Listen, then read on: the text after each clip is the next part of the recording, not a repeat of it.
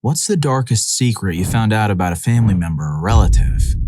My dad was born in rural Texas in 1915. He was the youngest of 10 kids, all a year apart, so his oldest sibling, Henry, was about 11 years older than him. My dad's father passed away in an accident not long after he was born, so Henry became the man of the house at an early age. When my dad was still a kid, a group of men came through their small town, taking children to work, picking cotton about 400 miles away. Apparently, this was not an unusual occurrence at the time. My dad and two of his siblings were taken. Henry, who was now 18, came home from working in a cattle drive about a week later and found his mother hysterical about the taxing of three of her children. Being the man of the house at age 18, Henry strapped on his father's 6 weapons, dual holsters, one on each hip, and set out to get his 3 siblings back. He gathered clues about the group from other townsfolk who also had children stolen. He headed east to where he was pretty certain the kids were taken, riding in empty train boxcars and even on the roofs of moving trains. It took him several weeks, but through talking to locals along the way who heard rumors of it, he finally narrowed down to a few con farms where he thought the kids were. My dad, who was still a child at the time this happened to him, had tears in his eyes when he told me this part of the story. He and 2 of his brothers, along with about a dozen other kids, had been held captive in this con ranch for over 2 months and had given up ever seeing home or the rest of their family again. They were kept locked in a barn and forced to pick cotton in the hot Texas sun. One day, working in the fields, they heard Henry's voice calling their names. They looked up and saw my uncle Henry walking towards them, and they started running toward him. When one of the captors rode up on a horse and started yelling, Henry pulled one of his weapons and ended the man. My dad ran up and hugged my uncle, and he told them, "Let's go home." My dad tells me they rode on in train boxcars all the way back west to their little Texas town, along with a couple other kids that were stolen from the town. When they got back to their small farm, my dad said his mom fainted when she saw them. He said Henry put the 6 weapons away and never touched them again. There was no law enforcement, no investigation about what had happened. It was basically still the Wild West in Texas in the 1920s. The boys eventually all joined the Army and Navy and all served and survived World War II.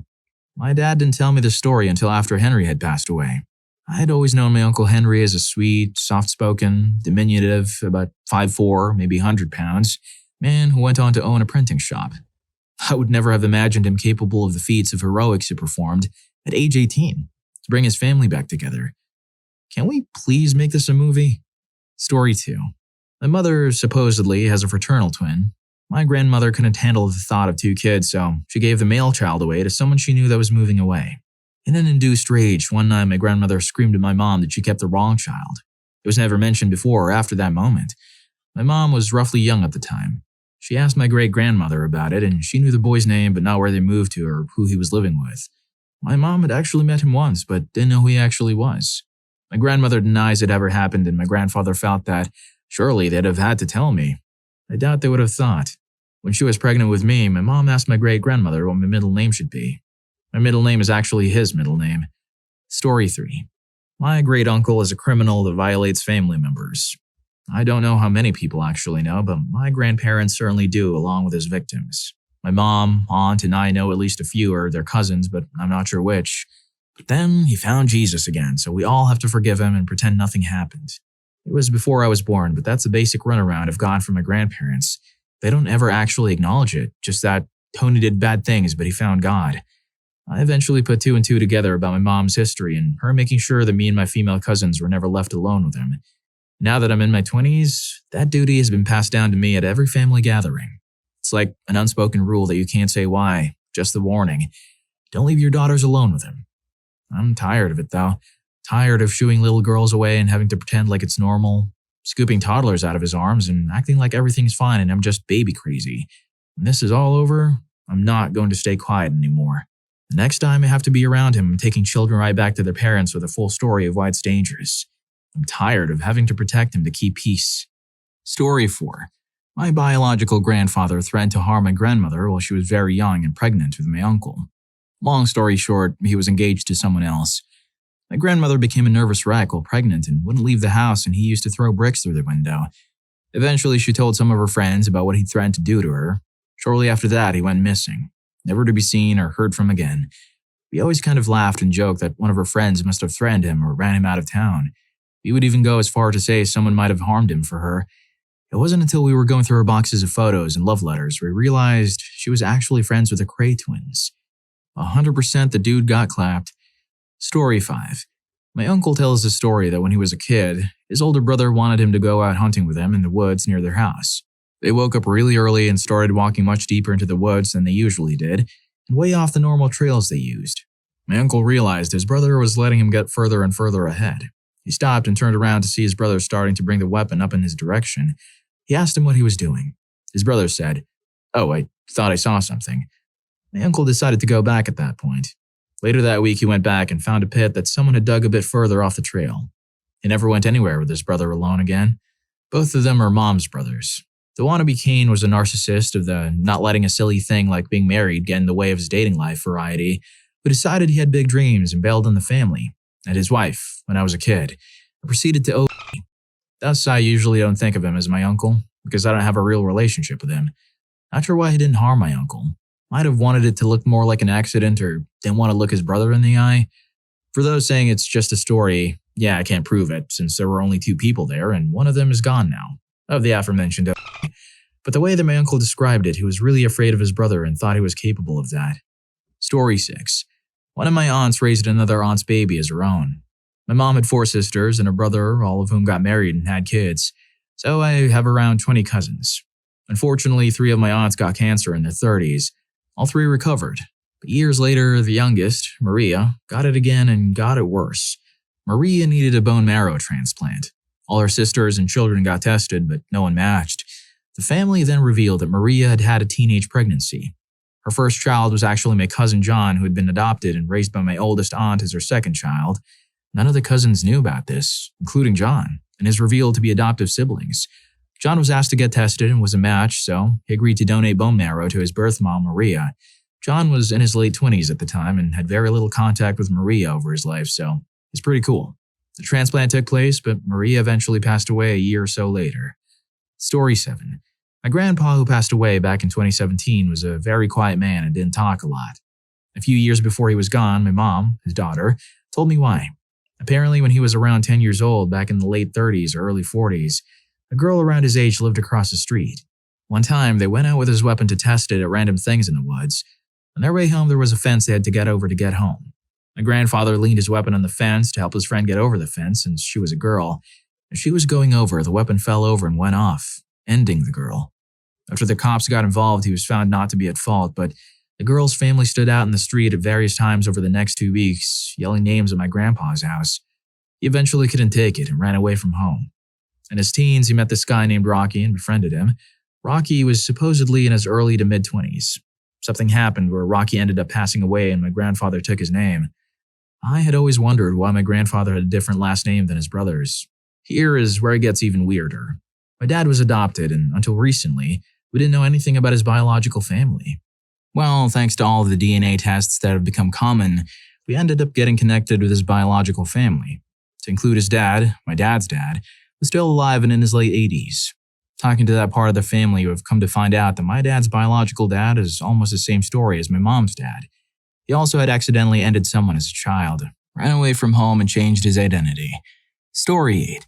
I found out 2 years ago that my mother had a baby she gave up for adoption 18 months before she had me, and then had another baby and she also gave that baby up for adoption. All 3 of us have different fathers, and I think the only reason she kept me was because my father married her, but that marriage only lasted a year. My mother remarried when I was a child, and my half-brother was born after. As far as I knew, for 59 years, he and I were her mother's only children. I never saw her pregnant with a second baby because she sent me to live with my great-grandparents across the country during her pregnancy. My mother and grandmother were the only people who knew about this, and they both took the secret to their graves. The only reason any of it was found out is because of all the DNA testing people now do. This discovery really impacted my sense of identity for a while, my view of my mother, and our relationship. I've met my half-siblings, an older sister and younger brother. I like them and I'm glad I've been able to answer some of their questions, but the initial discovery really messed with me for a bit. This happened in mid-late 1950s. Protections weren't available to teenagers at the time.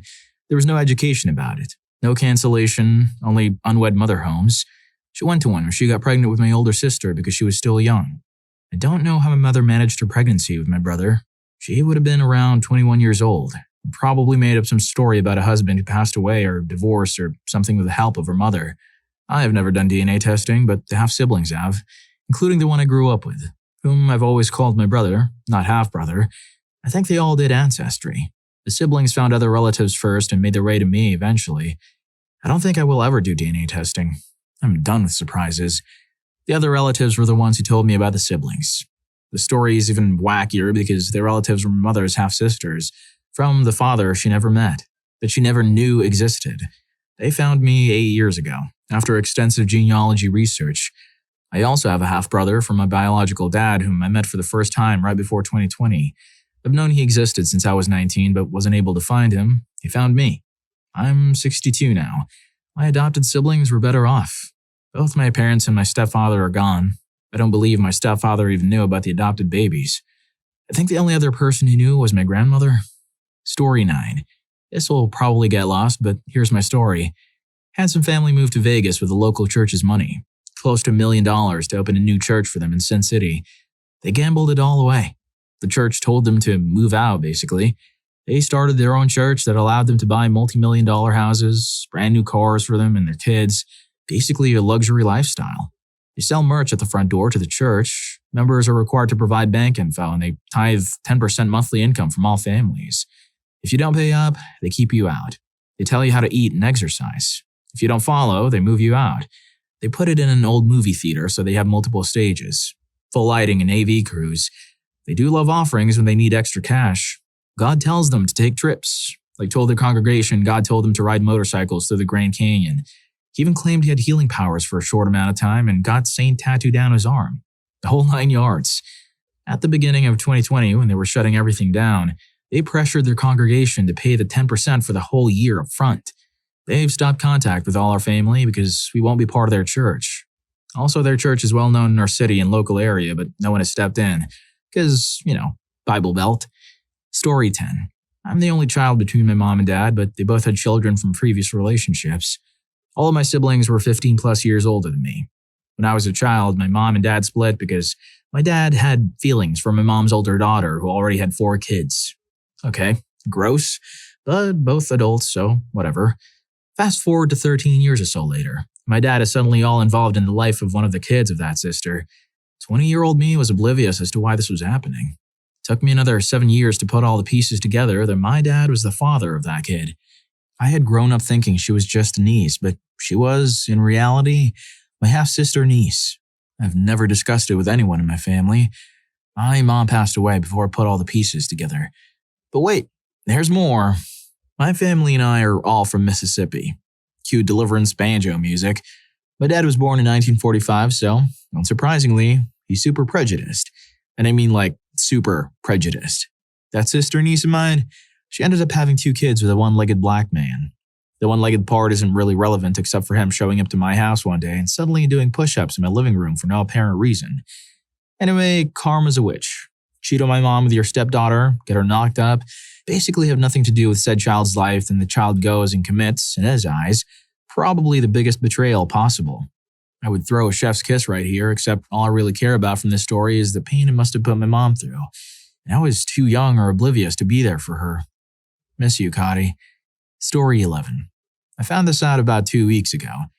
In my teenage years, my grandmother started dating a rough guy for about 4 years. We didn't see her anymore, unless we were picking her up from the hospital after he harmed her. I take it that we were disappointed in her decision to keep this guy in her life. After a recent visit from my mom, I found out that my grandmother's boyfriend was a large-scale dealer who routinely, and without consequence, roughened people in public. The cops wouldn't pursue him. People who knew who he was wouldn't press charges. My mother and her sisters went to county law enforcement, and when they learned the man's name and looked up who he was, they literally gasped that this individual was in their county, and that they could not discuss him further without consequence. My dad worked for a major hotel and resort and had the head of security, retired Secret Service agent, make some calls.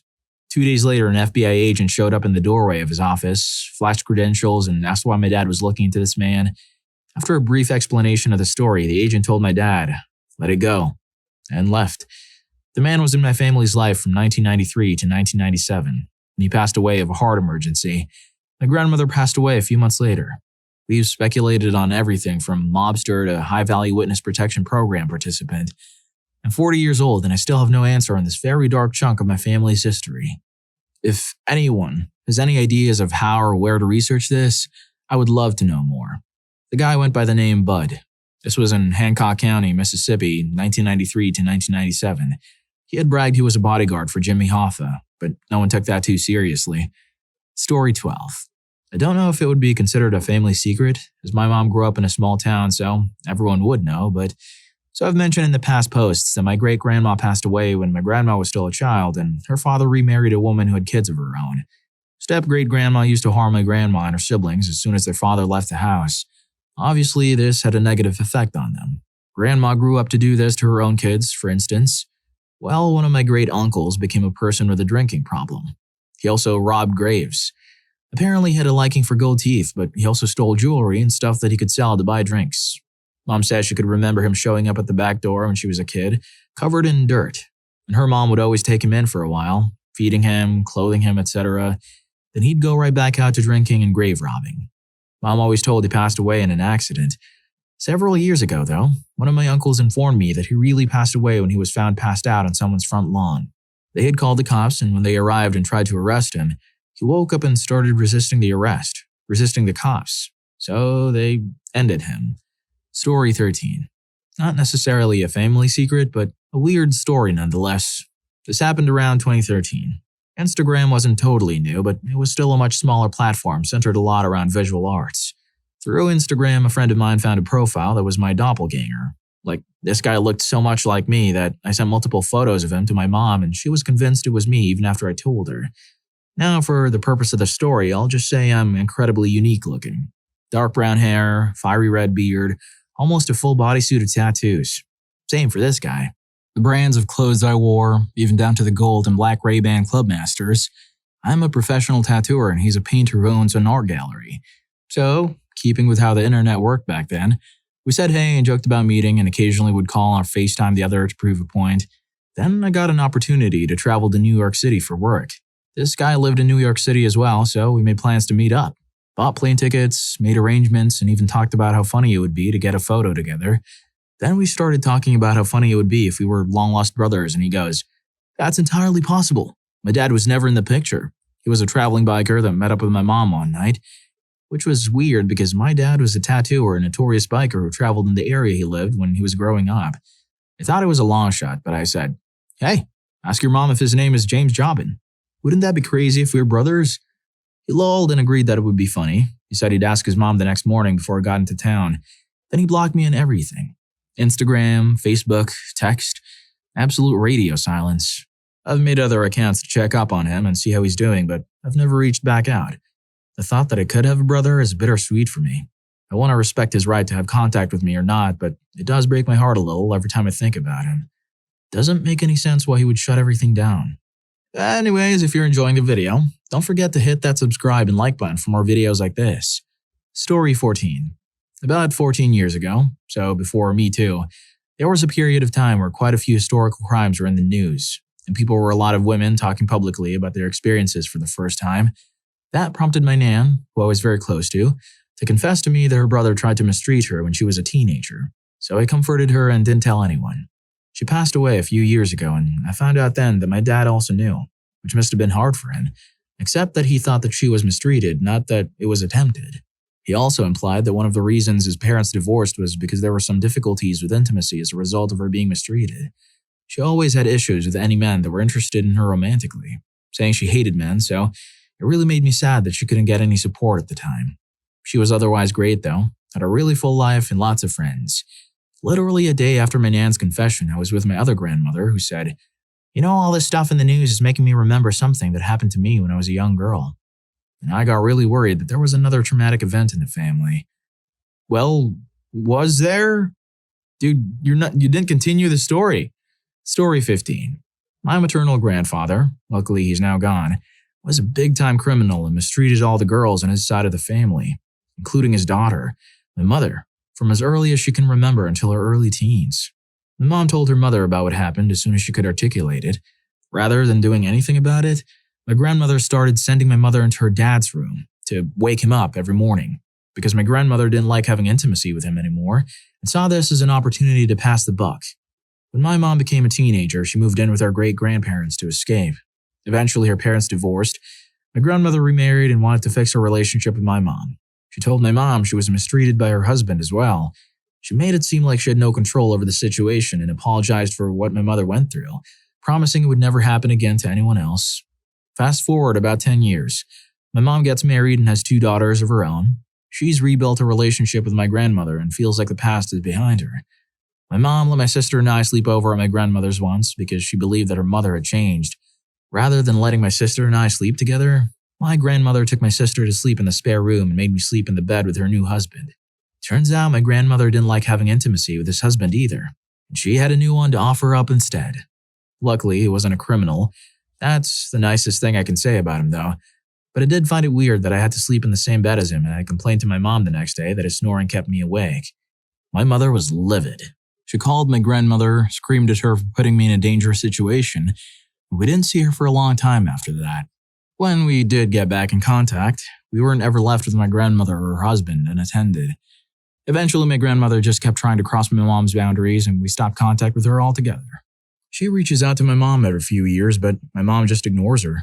Too much damage has been done. Story 16. For context, my dad is the second youngest of 15 children. My oldest aunt has a son that is around the same age as my dad. We'll call him Vince. Vince and my dad knew each other growing up, always got along. He was even one of my dad's groomsmen. A few years after that, Vince became very openly religious. He would try to get family members to go to church with him. The thing the family started to notice is that he would change which church he would go to after about a month. Fast forward to when I was still a baby. There was a family get-together. Vince and his girlfriend show up. They start making people uncomfortable with their religious talk. Not the normal day-to-day stuff, but actually telling people they're not going to heaven for drinking. Telling people that he's becoming a preacher and they need to attend his services. According to my mom, I was really sick at this time and she took me to another room to give me some quiet and hopefully I would stop fussing. She overheard Vince and a GF in the next room talking about who they can single out and would go along with him. My mom freaked out when she heard my dad's name, and Vince saying that he would be easy to convince, and his job should be able to fund things. My mom immediately went and got my dad, told him what she heard. Dad confronts Vince and a huge argument ensues. Vince ends up leaving and saying everyone is not going to heaven. The rest of the family then talked about what happened, and then it all came clear that he was not a good guy. His sister had moved him out because he was mooching off her, refused to get a job, and she found him stealing from her purse. My aunt had to do the same, for the same reasons. The same story over and over. They realized Vince was just a scam artist trying to live off others. Fast forward to the late 1980s. Now many people have heard from Vince. There's a huge family get-together, and 2 aunts and a few cousins refused to attend because Vince was not welcome. They were saying Vince was the Lion of God and we're wrong to reject him. Another argument ensues, and the 2 aunts and handful of cousins don't attend. Fast forward to the mid-90s when my grandma had passed away. One of the 2 aunts comes to the funeral. The other passed away a few years earlier, with Vince in tow. Vince was warned that he could calm pay his respects, but to behave himself. My aunt was timid and repressed near him. I was open and nice when he wasn't around. It was really weird. My parents didn't want to talk about it. Later that night, I did some internet searches and found that Vince was the leader of a religious cult. Stole from my 2 aunts, about 7 of my cousins, and about 30 to 40 various people through the years. All the same thing. They must give up their money and belongings to join and serve God. He especially preyed on immigrants who came over by themselves. Basically, he bought some farmland, his disciples work the land, he sells what they grow or make and keeps the money. He is still active to this day. Many people who have left him have their own websites against him. Story 17. Mine's not as dark, but here it goes. My father was ended when I was young. My mother couldn't really handle me, so I went to live abroad with my father's sister. Fast forward 11 years later, my mom passed away from cancer. In the 11 years we'd visit and talk, I'd say we were even pretty close at some points. In the final stages of her cancer, my mom was barely functional, talking about pine cones in Finland. Mom's sister started talking to me about inheritance and stuff like that. I knew my mom wouldn't pull through, but I didn't want to worry about what I'm going to inherit before she's gone. It just seems wrong to me. Father's sister warns me to watch out for mother's sister. Apparently, when I was young, she did something that caused a huge rift between my parents, and since then, father's sister doesn't trust her. Father's sister wouldn't tell me what it was because she didn't want me to have a different view of my parents. When mom passed, mother's sister didn't want to talk about money or anything related to it, and told me to wait with filing for my inheritance. Turns out she had already gone and filed for inheritance for my grandfather, who was next of kin to my mother, making him eligible like myself. Grandfather was fading of dementia at the time. Mom's sister would be his next of kin, which means grandfather's portion of inheritance would go to her once he was gone. He did. just a few weeks after I found out she had filed. Every time she has contacted me, she asked for information that would further her progress in getting a portion of my parents' inheritance. My lawyer is handling this as I'm in a different country and can't be present. The whole situation is messed up because I have very fond memories of mother sister as a child. This just made it clear that money will ruin anyone. I finally asked father sister about the secret because I need to know who I'm dealing with here and how to proceed. Turns out mother sister and my father got hammered one day and slept together while mom and I were home. They had an affair for a while too. I can't fully blame mother sister because it takes two people to have an affair, but I definitely see her differently now, especially in the light of all the events that transpired. Story 18. My uncle, who was a college professor, had always felt off to me, and I never liked to be alone with him. He was loved by both his students and his peers, and a lot of his Rate My Professor reviews said he was attractive, even though he was a balding man in his 40s. I'll never forget the day he made his move on me. It was his birthday, and since I happened to be attending the same college he taught at, I was chosen to deliver his gift. I knocked on his office door, he told me it was unlocked, and I entered. What immediately struck me was that for some reason it was incredibly cold, and I couldn't stop shivering. My uncle was absorbed in something on his computer monitor and didn't seem to notice. He enthusiastically waved me over to his desk. Come here and take a look at this. When I saw the list on his computer, the only reaction I could muster was my mouth dropping open in shock. Dark family secrets, worst advice you've been given, job interview questions. The list went on and on. My uncle looked at me and smirked before saying in a hushed tone, "Nobody knows this, but I post the exact same questions and Ask Reddit every single week, and I get away with it. There's basically no moderation for these incredibly common questions, so it's easy karma forming. Then I just sell the account to an astroturfer and move on to the next one. I don't remember much after that, besides just knowing that I had to get away. I sprinted as fast as I could out of the room and didn't look back. Thankfully, I had the courage to be open about my experience, and although I couldn't prove what I had seen, nobody trusted him again. Eventually, the rumors made their way around the college, and his peers lost a lot of respect for him, and his classes are no longer full with a waiting list. Hopefully, he'll be caught red-handed one day, and justice will truly be done." Story 19. My dad had a mistress, and had a daughter with her. She was born about 3 years after I was born. I suppose that's not so odd, but subsequent events and how I came to find out is where this gets weird. As you might imagine, my home life wasn't that great, and I took off the day after my 18th birthday and never really took a look back, especially when it came to my dad. I joined the military and got myself together. My dad passed away when I was in the service. I did not go to the funeral. After I got out, I went to college at a university in my home state. I met a girl, Mary, in a physics study group, and we got along. We had a lot in common. We were both similarly estranged from our families. Anyway, we dated. We lived together, had a lot of great intimacy, and even talked about getting married, but eventually broke up after almost 2 years. Eventually, Mary and I lost track of each other and went on with our lives. I eventually tried to reconnect with my mom a few times. She was always pretty toxic and bitter, so I just let her be. Now she's had a stroke and her mind is gone. She thinks I'm her boyfriend and that she's in high school or something. You can probably see where this is going. But fast forward many years and I take a DNA test. I got the results and it shows that I have a half-sister. We share a father. I look into it and after seeing the profile picture, I realize it's Mary. She must have gotten a notification too because she contacted me through the site. We eventually talked on the phone and she told me that she never knew who her dad was, only that he sent her mom money from time to time. I let her know that she hadn't missed much. We also agreed that we should never talk to our families or anyone about a previous relationship, and if anyone ever asked, we just say we were friends in college. I'm not on social media, so that helps. We haven't reconnected beyond talking on the phone a few times. I'm not sure what to do next, if anything. Story 20. I've never been able to share this before because, really, how could this even fit in normal conversation? My granddaddy was born in America in 1914 to a poor family.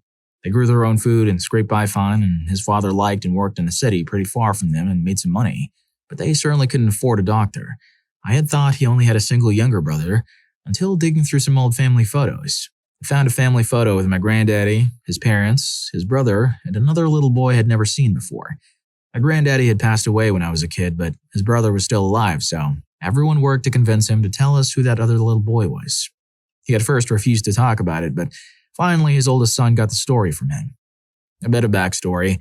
My granddaddy would always tell us how he never would get another dog because of a beloved childhood pet he had when he was young, playing it off as just ordinary heartbreak.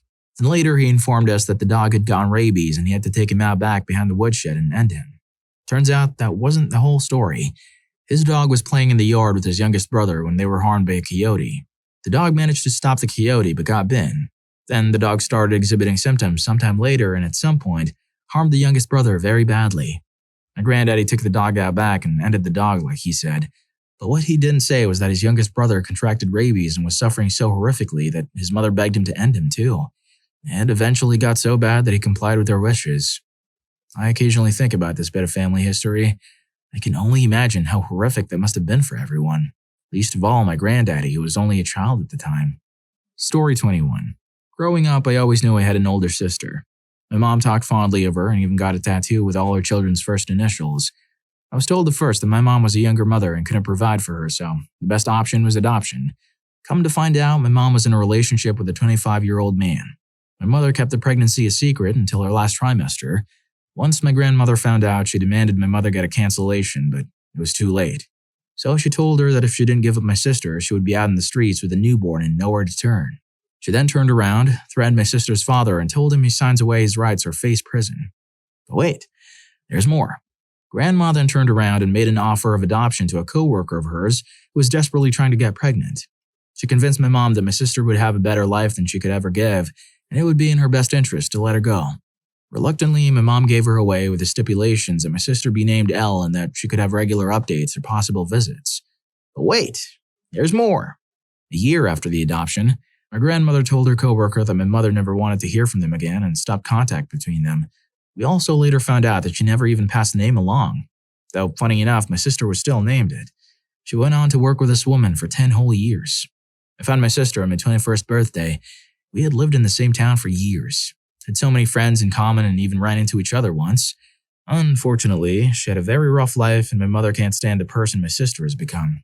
She refuses to spend any time with her or her children. Before my grandmother passed, while I was driving her to chemo one day, she told me that her biggest regret was not catching on sooner and forcing my mom to go through with a cancellation. What in the world, Grandma? Story 22. My dad discovered he had another daughter when he was in his late 50s or early 60s. She emailed him out of nowhere one day and looked just like him. Timelines and stories added up. There was zero question. This is his kid. Luckily, she's 3 to 4 years older than me. The relationship was prior to him meeting or marrying my mom. Now my mom, a devout evangelical Christian, also in her late 50s at the time, took this news so poorly she treated this girl badly, telling her she wasn't legit. She only wanted money from my dad, etc. My mother's attitude was so absurd, my half-sister wouldn't talk to me for 2 to 3 years because I reminded her of my dad and it was too painful for her. She was in her 30s when she reached out and she only wanted to have some kind of friendship with her family. No ulterior motives. My mother is a loving and compassionate Trump-voting Christian, mind you. Nowadays, I have a great friendship with my half-sis and haven't talked to my parents in almost 2 years. Story 23. My story kind of pales in comparison to some of the other stories people have shared here, but just sharing it in brief. As it turns out, my entire immediate family was in on a plot hatched by my mother to have me institutionalized, basically to be put away in a mental institution forever. They made the mistake of documenting their shared plans, which were extremely detailed, and which I eventually was aware of or got hold of due to an email thread literally containing their in-depth plan to institutionalize me that one of them eventually accidentally copied over to me. For context, I should share that I do have epilepsy, though it is controlled. And for people that can't have controlled epilepsy, there is never a reason to attempt to institutionalize a person or infringe upon any of the person's rights that anyone in society routinely exercises. And I have a son, so this was my mother's way of attempting to remove my son from my care. Needless to say, it didn't work. I thought about doing TROs, temporary restraining orders, on them, but how does that work for your whole family? In the end, I just had a long, stern conversation with them. Later, after that incident, I think it was a few months down the road, after I had a conversation with them about their behavior, a police officer knocked on the door, claims that he has had a report of improper care of my son, etc. I invited him in and it was pretty obvious to him that there was nothing wrong. He couldn't say who the reporting party was, but I suggested it may be my own mother who lives pretty far away, 6+ hours, who goes through various issues of forgetfulness, extreme bouts of attempts to control others, often manifesting in strange or harmful ways. The officer eventually confirmed it was her and I didn't get any more problems. This was years ago. No problem since that time. I don't think their plans would have gone very far, but who knows? It seems like people have been put away for not amazing reasons. Story 24. My grandfather had a whole other woman he was living with for over 30 years. He'd leave to go live with her for 3 days a week, and he said he was going on a business trip. My mom tried to tell my grandma and aunts when she happened to find out, but no one believed her. Or didn't want to because they didn't want to be alone and without a dad, so she kept quiet for years. It ate her up inside. When I found out after everyone else did, I was angry because people just let it go and forgave him because of his reputation. I was so disgusted. I wish he got punished for what he did, but he got away with it and lived a happy life with lots of money. He's gone now, and his other woman was at his bed the morning he passed before we got there. After he passed, we found out he changed his will and he gave all his money to her and left us all with nothing. Story 25. It's actually about my own name. I'm named after my father, which is very confusing for various reasons. Insurance, loans, banks always got us mixed up. I was born at 24 weeks in 1987, and when I came out, the doctor who delivered me told my mom I had less than 10% chance to live, explaining to my mother, either we have the children with a father's name or without a name. We need to save room in the NICU for babies that have a chance to live. They didn't have all the fancy tech or even baby ventilators that wouldn't blow out my tiny lungs. Lots of manual machine modifications paved the way for the tech they have now, which is pretty cool. My mom had me transferred to another hospital as soon as I could because she hated that doctor but had to look at him during rounds. I stayed in the NICU for about 6 to 7 months or so. The nurses gave me a nickname and I've used that as my name most of my life.